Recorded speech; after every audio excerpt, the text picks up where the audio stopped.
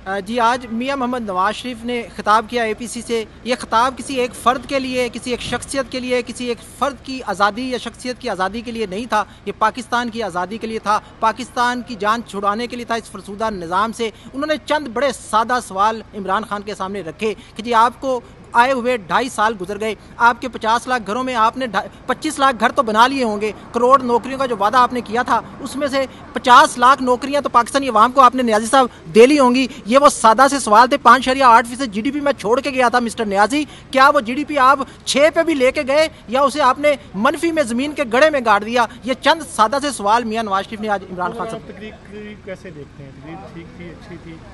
आज मियां नवाज शरीफ की खिताब का इम्पैक्ट जो था वो नज़र आ रहा है ओवरऑल, क्योंकि जिस आवाज़ को सुनने के लिए करोड़ों कान तरस रहे थे उनको आज उनके कानों को तस्कीन मिली है ये आवाज़ सुन के। इस आवाज़ में मियां नवाज शरीफ अपनी पार्टी की बात नहीं की, मियां नवाज शरीफ ने अपनी जमात की, अपने किसी कारकुन की बात नहीं की, ना किसी की रिहाई की बात की। उन्होंने मुल्क की बात की, जमहूरियत की बात की और बताया कि कौन सी वो चीज़ें हैं जिसकी वजह से हमारा मुल्क नीचे से नीचे जा रहा है।